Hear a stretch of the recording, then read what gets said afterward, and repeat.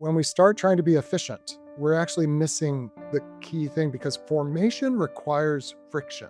The whole point of efficiency is to make that clock work so predictably and reliably. It's just that that's not good for actually forming people.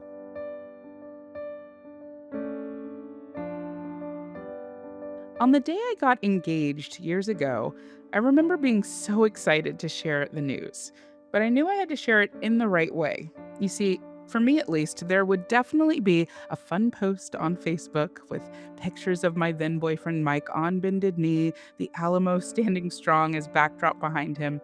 But there were some people in my life, those I was closest with, who would expect to hear the news in a personal message from me.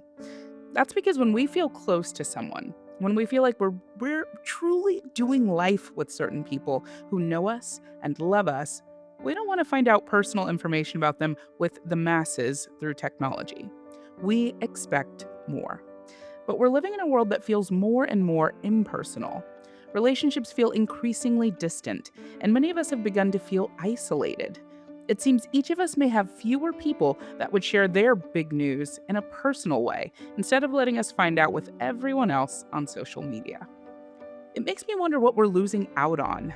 What changes should we be making in our culture to reclaim the intimacy we all need?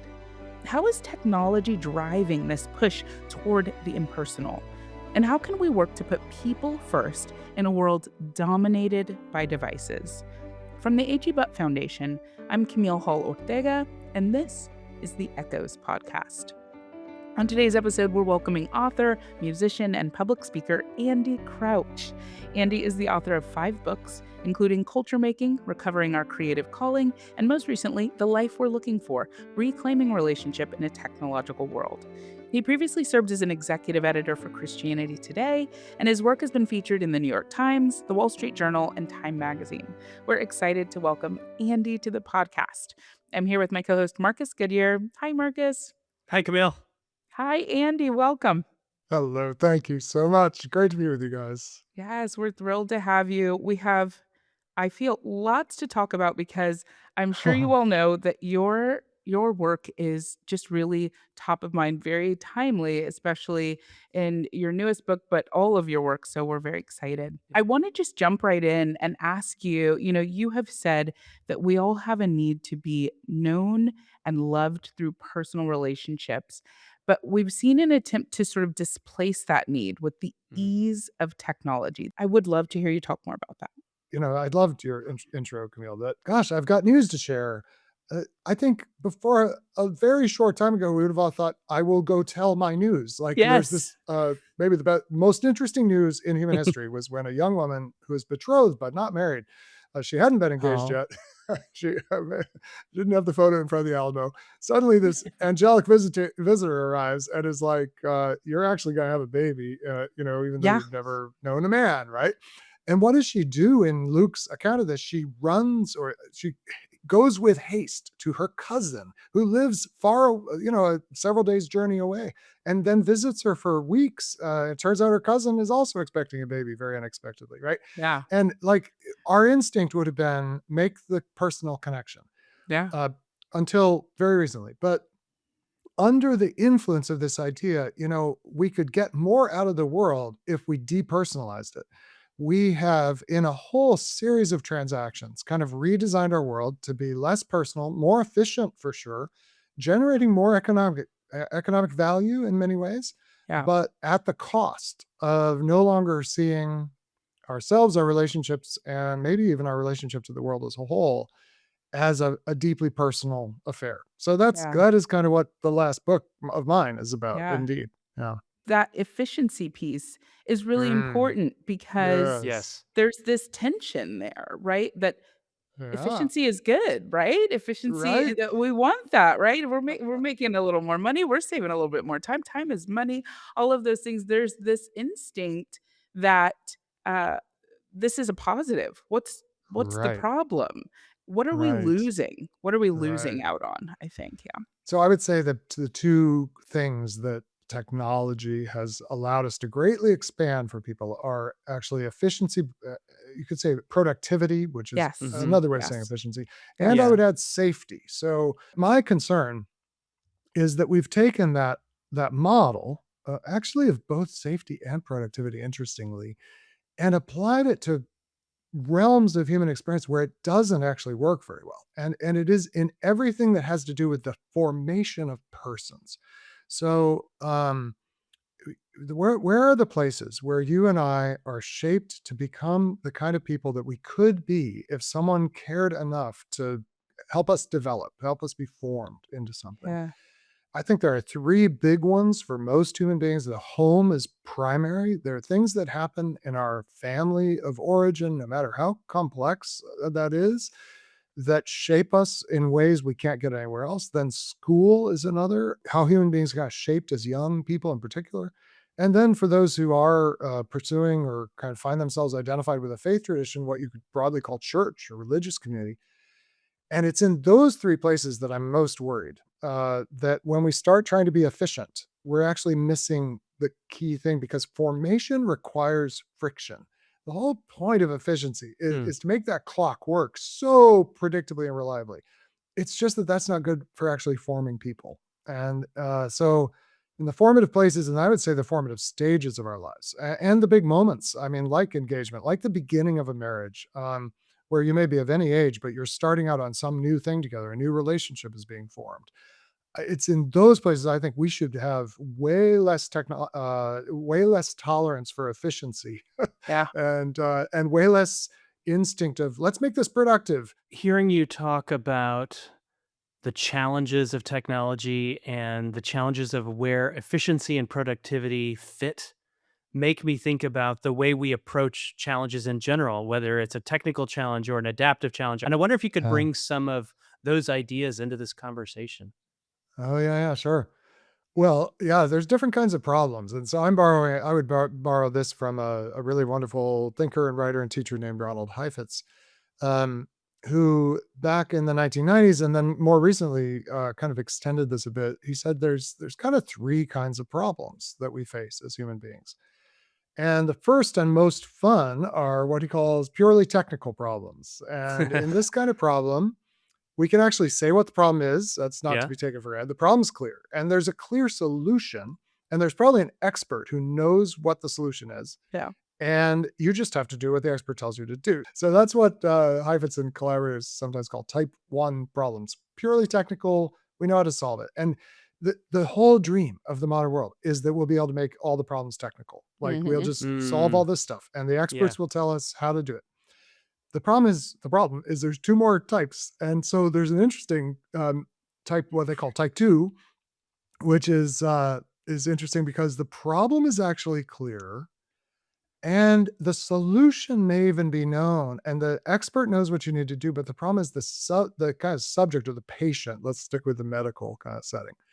The patient has to learn and grow and become something different to kind of implement the solution. So this is what we call type two problems. We actually know what the solution is, just that to actually implement, you'd have to grow. Then there's what Heifetz calls type three problems, and these are the real interesting ones. In fact, he actually says we probably shouldn't call them problems because that implies there's a simple solution out there.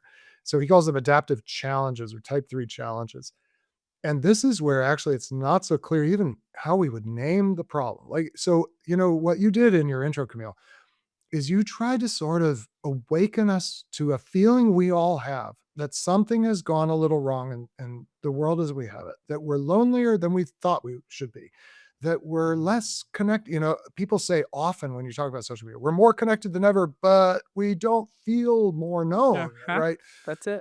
But don't Yeah. you, I'm sure you felt even as you were thinking about how you'd start our conversation, like, how do I name this? Like, Right. how do I describe this? It's not so clear. It's not like I have an earache, I've got a heartache, but where did it come from? And then the solution is not clear. And in this case, there may be people with a certain level of expertise, but even the expert has to learn and grow to make progress on this. And there are things you can go to the doctor, such as certain conditions we don't know how to cure. I have several friends who have lived for long seasons of their life with what we call chronic fatigue syndrome. And honestly, no one really knows what it is or where it comes from. There is no pill, and there's no thing they can tell you to do that they know will work. And for a physician to accompany a patient who's living with chronic fatigue, that physician who has trained their whole life to solve people's problems has to realize, for now at least, I can't solve this, but I can be with you in it, and I can learn some things as we go, as your physician or clinician. There's way more of life that is type 3 than we would like to admit. Yep. Yeah. Uh, It's a so little there, messy. there's no exactly, there's no Yeah. pill, there's no answer. And so what does that require of us? It requires that we become a different kind of person than we are in order to be able to integrate whatever suffering is involved there, whatever, but also whatever opportunity for creativity is there. We're forgetting or not ever acquiring skill sets that are Yes, essential. yes, Essential. yes, yes. They're not helping you grow as a human being. So I think truly humane technology would be things that actually keep us engaged in the world, ideally with the four basic dimensions of being human, which are heart, soul, mind, and strength. And I will say, I don't know that there's a better example than the bicycle. So maybe I picked this because I love it. It's my I love favorite thing to biking. do. Yeah. Marcus is a fan. Yeah.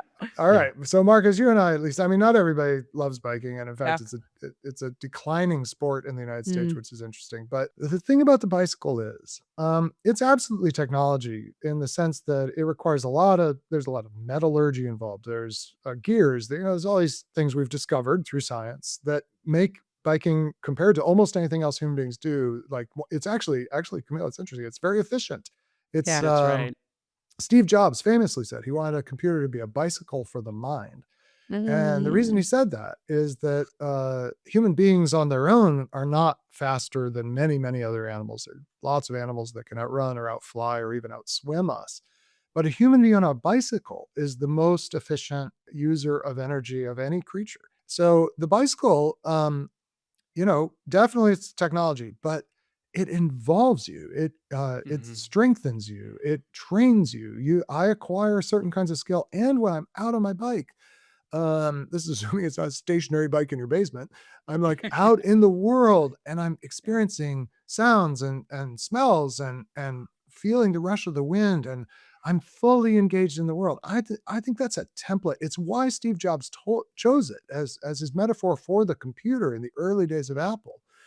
The problem is, I don't think we got a bicycle for the mind. I don't think we got what Steve Jobs dreamed of. I think we got something like a self-driving car for the mind, which is yeah. Yeah. you kind of open up the screen and it's the algorithm starts doing stuff for you. Yep. Yeah. And you may think, well, this is really cool. It's like doing it itself, but it's not helping you be you. So real humane technology would Yeah. help you be you It's in a way good. that no device can replace. But that's not mostly what we have, and it's not mostly what we've chosen to fill our world with. But also with a bike, I am the engine. You are the engine. So we're Yes, exactly. powering it in a different way than we might do where the computer is giving, especially now with AI, the computer is giving thinking back to us. Yes, yes, And yes, we at yes. least have to bring the same level of thinking to it. Or I don't know. We're talking about technology, and it feels to me in some ways we're remiss if we don't acknowledge that we are on the cusp of we don't even know what. And I would We just be don't know. curious to hear Yeah. you talk about what new challenges and opportunities are you anticipating in the next 2 to 3 years? Talk about adaptive challenges coming Uh, our way. we well, Yeah. indeed, indeed. I mean, the dream continues. So I would say the dream we've been chasing with technology for about 100 years, because the scientific story is a few hundred years old, but we really start putting it all together into these things you might call devices about 100 years ago in a broad way. And I think it's an ancient dream of doing magic. We want like the cheat code Yeah. to the world. And Yeah. magic is the dream that I'll be able to kind of snap my fingers and the world kind of springs to life at my command and ideally in submission to my will, and gets me all the good I want without having to become a different or especially more loving kind of person. Magic is the belief that all you need is power. And if you have enough power, you can get everything you want. And AI is the latest wave of human beings trying to get something we can snap our fingers, have it spring to life, have it serve us. There's a poem by the poet Johann Wolfgang von Goethe, written at the dawn of the scientific era, called "The Sorcerer's Apprentice." And almost all of us, if we know of it, we know of it through a Mickey Mouse cartoon that was based on it. But it's an 18th century poem about this, poor apprentice, one day to be played by Mickey Mouse, who has Yeah. to haul water, and he like charms the broom, right? And the broom Yes. starts carrying the water, and he's like, "This is great! Like, now I can relax. Now the work will be done."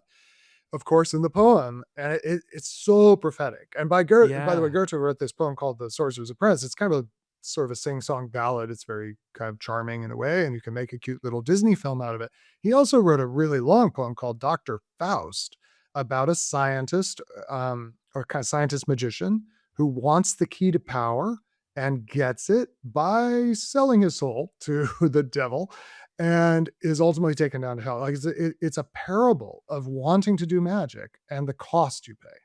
So here we have these systems that, because of some amazing emergent properties of mathematics, very simple mathematics, interestingly. I mean, not so simple that you and I can just sort of write it down and understand it all, but it's actually not complicated. If you can give them everything human beings have ever put on the internet and they ingest it, these what we call generative pre-trained transformer models, and they take it all in, and then they do some math, very high dimensional but very simple math, something kind of emerges that is a lot like intelligence. I mean, artificial intelligence. It's not created, it's not natural. It's downstream of what human beings have done, but nonetheless, it kind of pops into being and it starts talking to you, and you can tell it, "Hey, Wild. be a chatbot." And it should and can be extremely useful. The problem is, it's also going to tempt us to take a forklift with us to the gym of life. Like, that's the best metaphor I've heard. I didn't think of it, but Yes. bringing a Yes. forklift to the gym. Like, should you bring a forklift to the gym? Well, I mean, it depends on what you want. Like, if you just want the weights to go up and down, the forklift will do more of that than Oh, you'll it's ever so do. good. But if you're going to the gym because you have this residual sense, I'm a human being, I'm not made to sit on a couch, I'm made to like develop strength. The last thing you want is to let something else do it for you. They will never be a person because a person is loved into being. And these entities have been willed into being, not loved. We willed that they exist to serve our needs. And is that all bad? No. It, but it does rule out they are not persons, because a person exists in the world and thrives in the world because they're loved. And that's just not how these systems work at all. No one's ever tried to love them. Or, well, Yeah. actually, Yes, people have it gets also it tried gets a that. little dark. Yes, yes. Yeah. But I Yeah. love it's how you paint mirage. that picture. Yes, Andy, I love how you paint that picture in this book. And I saw, Marcus, you kind of raising your eyebrows there of this idea of us existing and being people because we are loved and we have this desire to be loved and to love. Yeah. I would Yes. love, Marcus, Yes. tell us your thoughts. I mean, I want to back up and ask what I feel like is a really dumb question.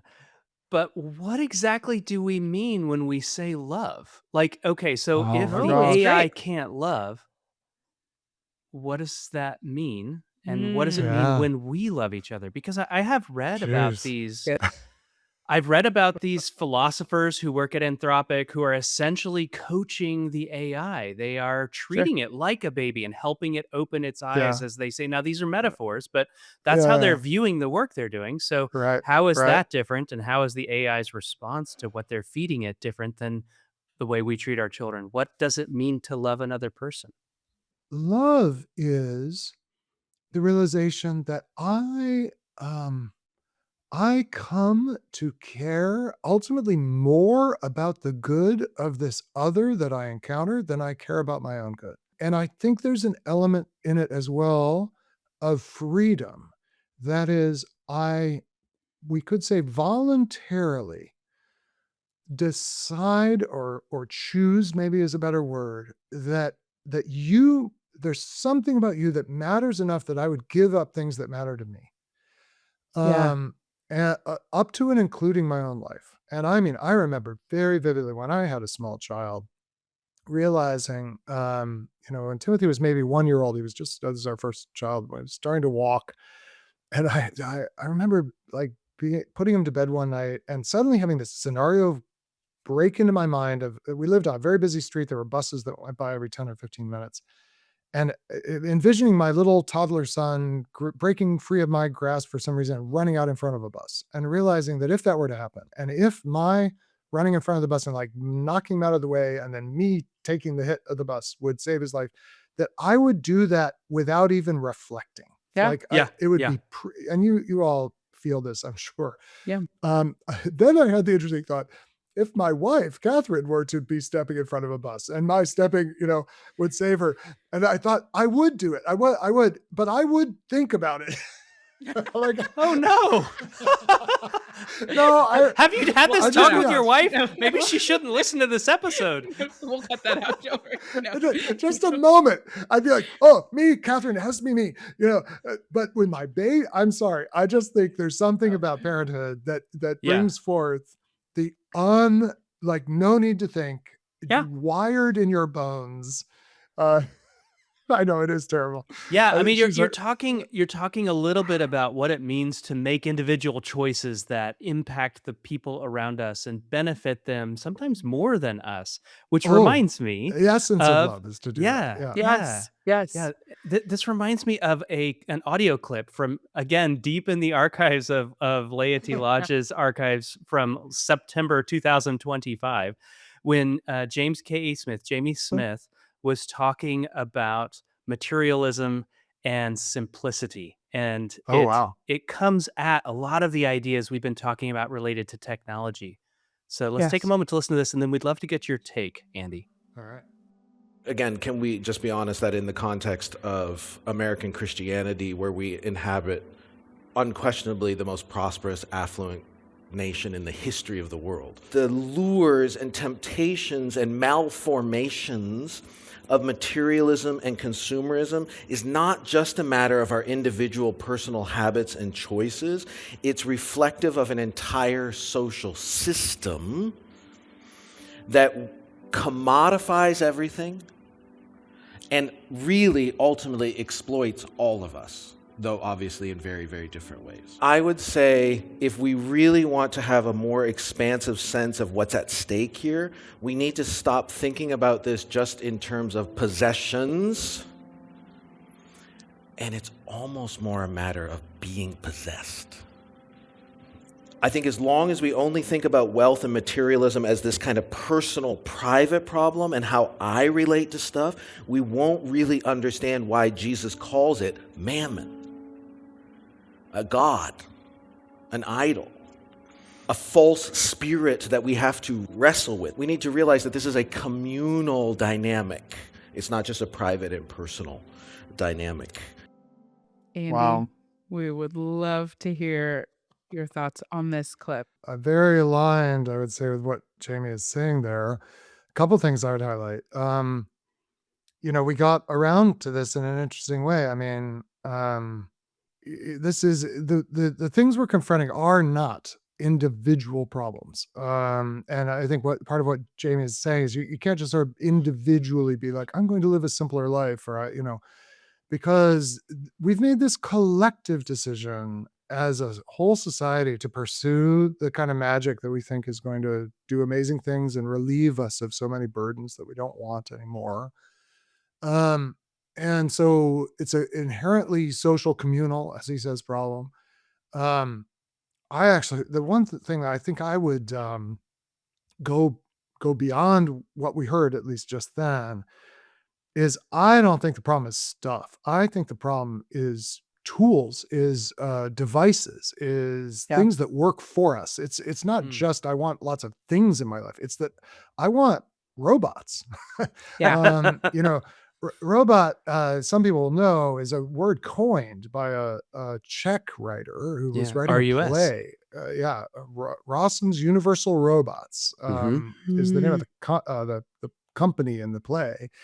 And I'm not Chopek was his the last name of this playwright. And his brother was like, he was like looking for a word to describe these kind of automatons that would be made by human beings, but in the play ultimately rebel against and extinguish human beings. They actually extinguish the human race. And his brother was like, oh, you should use this word from the Slavic word robota or I don't know how they pronounce it, but that means slave or enslaved kind of population that work Yeah. Yeah. without compensation. I mean, yes, we want lots of things, but what we really want is lots of, if I may be so bold, slaves. That is, things that we are not morally accountable to, that because they do not really love and we're not loved into being, don't call forth love from us. They are just useful to us. But wouldn't it be handy if they actually acted like people? Because then we could talk to them and then we could, get them to do all the things we want people to do for us, but you can't properly ask people to do, like be available any time of day to do the thing Yeah. you want. Yeah. Like we have no obligations to them morally. Um, and why do we want that? And this is Jamie says this, and I think this is very important. There is a power at work in the world that Jesus gives us the proper name for, that is not just its generic description, but it's like the name like your parent would give you a name. Yeah. Its name is Mammon. Yeah. And Mammon is the principle of using the material things of the world to get power such that you can get whatever you want without responsibility, duty, obligation, and certainly not love. And I really believe, if you ask why are technologies deployed, they are not deployed. They aren't even deployed consistently because they'll make our lives better. Because if that were the case, when Meta, as it's called now, or Facebook as it was for many years, got the first bit of research, internal research, well validated that its own products were doing harm to the self-image of teenage girls, the whole system would have been like, whoa, whoa, whoa. We've got to change this. Clearly, Yep. something's wrong. And there were people in Meta who wanted to do that. But the system as a whole was like, we're going to disregard that. We're going to suppress that. We're going to stop doing that research. Why? Because it's more profitable to do what Yep. we're doing. Yep. We don't have these technologies in our pockets because they are good for us. We have them in our pockets because they are good for Mammon, for the Yeah. principle of gaining wealth and power through the material things of the world and by disregarding the obligations of love. So I think I mean that those are my riffs on what I hear there, and it also makes you realize like the stakes here are. I wrote a book called The Tech Wise Family that's been widely read. I'm so glad. I'm really glad for all the influence it's had. But the only thing I don't like about it is when people say, "Oh, Andy wrote a really good book about screen time limits for kids." And I'm like, that is not what I was trying to write about. Like, Yeah. the game is so much bigger. First of all, it's not just about the kids. The kids want their parents to have screen time limits. If you ask the kids, Yes. they're like, I wish my parents would put down their phone and talk to Yes. me. Yeah. But it's not even about the screens. It's about what are we after in this world and who's whispering in our ear? Because I define the demonic, that is the spiritual powers that rebel against God, as a will with a whisper. The demonic is not able to kind of directly take over the created world because they don't have bodies. Yeah. But what they can do is whisper in our ears and say, wouldn't you like to have power? Wouldn't you like life to be easy? Wouldn't you like to not have to love in order to get what you want? And the communal question for Wouldn't you us, like all the knowledge? yes, Mhm. exactly. Yeah. And of course, there's a whisper that one story says our parents heard and took the bait, which was, wouldn't you like to be like God, knowing Yeah, good and evil? that's Wouldn't you it. like the tree of the knowledge? Yeah. And yeah, and we've got to decide, no, we actually don't want, I don't want any good thing without becoming a different kind of person who is able to handle it. And that will mean ultimately becoming fully transformed by love. To handle all the good this world could offer me, I have to become entirely formed by love. And that will not, there's no shortcuts. And we have to become the kind of people who say, I'm not interested in the shortcut. I don't want your Yeah. forklift. Yeah. Yeah. I think it's so important. Jamie gets at something here. Of course, there's so much there, but this idea of this being a communal dynamic. And I think about, in sort of these practical terms, when I apply the same logic to the use of technology, I think about the fact that we have all adopted these technologies in ways that would make it difficult for me just to say, Oh, I'm yeah. gonna stay off my phone. Oh, I'm gonna yeah. stay off my phone. My mom would have a problem with me staying off my phone for a full day, right? Like Oh, Yes, indeed. Kathy Hall's gonna be like, "You didn't call me back," right? That there is this necessarily Yeah. inherently communal dynamic at play here Yeah. where Yeah. we don't make that decision in a vacuum. No. Yeah, this is a No. social compact we're in. My Yeah. wife and I fantasize about getting a flip phone, and we're like, "But wait a minute, we would lose our authenticator apps. I would lose podcasts. I mean, I do love Right. podcasts. I would I Yes. wouldn't be able to text people. That's kind of the Mm, least of my problems. But I've yeah. experienced this over the last 3 years as I've been biking to work because I got rid of my car. My family Oh, has a car, but I bike to work yeah. all the time, and let me tell you, it's stressful. Well, I think you guys are so right. I mean, John Haidt and others have Yes. Mhm. raised the salience of this phrase "collective action problems," because that is what Yeah. smartphones are with kids, which is what John is working on in particular. And so, yeah, I think I would say it's both like it. I think there's bad news and good news. So the bad news is indeed we're all kind of implicated in this, and it's very hard to extricate yourself, especially when mom's sending the text message. Right, right. um, the good news, though, I think is we can redesign. I really Mm, think we can redesign, and it's not about the things. It's about the processes and the assumptions and the dreams we're chasing with these things. Yes. In the life we're looking for, the most recent book, I talk about the difference between devices, which I would use for all the technology that kind of lets us off the hook, you might say, of being human and does things for us.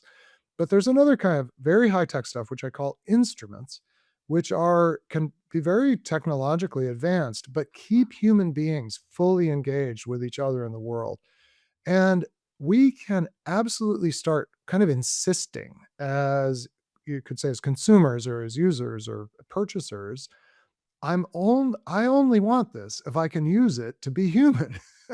yeah. And we need like a worldwide, better do it quickly because it's only getting harder, like redesign of what we're expecting these things to do. Good. And I don't think that's out of reach, but it does require a kind of new imagination and the will to say, hey, mom, let's figure out how we can stay in touch. But I need to not be kind of at the mercy of my device. So how will we do it? And you figure Yeah. that out with your family, with your coworkers, and but we have to have the like desire to live Yes. human lives again. And that's sort of why I write what I write. Yes. Well, thank you for doing that. Yeah. Andy, as we're nearing a close here, I we have referenced it and made nods to it throughout, but I would love to know if you have any more to say about whether there is a unique uh, issue or need for people of faith to really tackle this issue of overuse of technology. Is there nuance here specifically for people of faith and overuse of Hmm. technology? I think actually one of the cool things, if you could say that about some of the discontent of with technology, is how broadly shared it is. There are other issues on which I, as a person of faith, am really concerned, but my neighbor who may not share my faith actually isn't concerned at all about it, or maybe on the other side. On this issue, we're kind of all on the same side. Like we all feel like something's wrong. We all feel like something needs to be redesigned, and I think that's a beautiful moment of solidarity and opportunity for a kind of dialogue about what it is to be human and what really matters that we haven't maybe had a reason to have for many years. So I would just say that. But I do believe for those of us who, and faith can mean a lot of things, but let's say you orient your life around the story told through the Jewish and Christian scriptures of a loving God who comes actually in the flesh and joins our human condition and then sends his spirit such that we can actually share in his divine life, this kind of Trinity story of the Christian faith. There's two things that are real resources for kind of addressing the moment we're in. The first is we have a coherent story of what it is to be human. And by the way, it centers on a human being who called himself, using this Hebrew expression, the Son of Man, which means kind of the it's son of in Hebrew means kind of typifying or like the example of, and so he's like saying, I if you look at my life, I want you to come to believe that I'm actually showing you the best way to be human. And the fascinating thing is he did not use any technology, including the ones available to him. The first two technologies in human history in some ways are money and writing. Mm, And Jesus of Nazareth there was apparently a purse of money, but it was carried by the disciples. It was actually carried by the least reliable Yeah. disciple, Judas. Yes, yes. So he didn't care about money. He didn't rely on money. He didn't need money to get done what he got done in the world, his incredibly consequential life. And he didn't write anything down. Other people did, but he himself did not. So the most consequential human life is not one that depends on Mm, even the things we consider indispensable. They weren't for him. So we've got a story.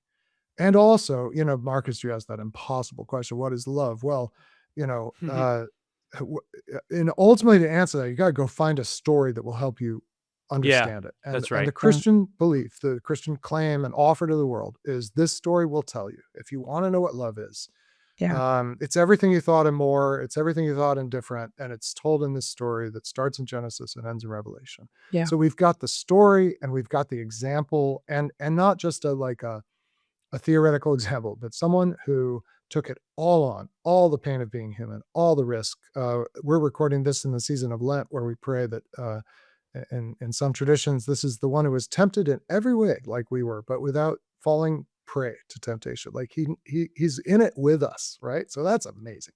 Yeah. And then the other thing I would say is that human nature abhors a cultural vacuum. So if you say don't do something, like stop checking your social media every 5 minutes or whatever, you got to give people something else to do. They Yes, Yeah. won't that's right. just Yeah. stop. That's right. And nothing gives you a more robust way and a community who will do it with you of a different thing to do with your life, a different rhythm to order your life by, a different way of spending your hours, your days, your weeks, than the practice of faith. And this is why people like John Haidt, Good. who I've collaborated with on some things, and John will very straightforwardly say he doesn't believe in God. He's a very secular person, though ethnically Jewish. But John will be the first to say only religious communities are having any different outcomes from anyone. Or they're only the only ones having beneficial outcomes in technology, especially with children, which is what he is working the hardest Yeah. on. Because religious communities actually can hold together a different way of being human and do it in the face of pressure and when the whole world is doing something different. So ultimately, not just because we're really good people and we band together, but because we inhabit a story that gives us a reason to be a different kind of people and then gives us a group of people to do it with. So those things are the indispensable contributions that faith makes. And the just beautiful thing is that our whole world is hungry for it.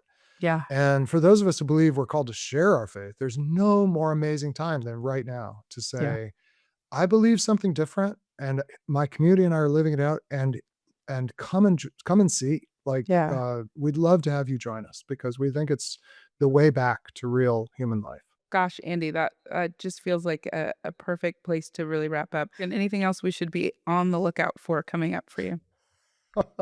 Oh, good Well, just keep a question. lookout for our community at Praxis, which is my day Yes. job, a community of Yes. entrepreneurs and venture builders. And given the topic of this conversation, I'd just say we've got a couple of, we call them opportunities for redemptive imagination, where we have whole groups of entrepreneurs working on issues. And one is technology and family life. And another is artificial intelligence. And we have a redemptive thesis for artificial intelligence, how Mm. people actually building this Ooh. stuff could think differently about it. And you can find that Wow. online if you Google like Praxis redemptive thesis for artificial intelligence. You'll read how our community is actually building companies with a different kind of vision of what it is to be human. So yeah, maybe not so much my own work, but those are the people I collaborate with every day. I love it. Andy, we're so grateful for your time and for our conversation. This has been awesome. So thank you very much. Such a gift. Thank you both. Thank you so Thanks. much. The Echoes podcast is written and produced by Marcus Goodyear, Rob Stinnett, and me, Camille Hall Ortega. It's edited by Rob Stinnett and Kim Stone. Our executive producers are Patton Dodd and David Rogers. Our original music is by Johnny Rogers. Special thanks to our guest today, Andy Crouch. In addition to the Echoes podcast, we welcome you to subscribe to Echoes Magazine. You'll receive a beautiful print magazine each quarter, and it's free. You can find a link in our show notes. The Echoes podcast and Echoes magazine are both productions brought to you by the H.E. Butt Foundation. You can learn more about our vision and mission at hebfdn.org.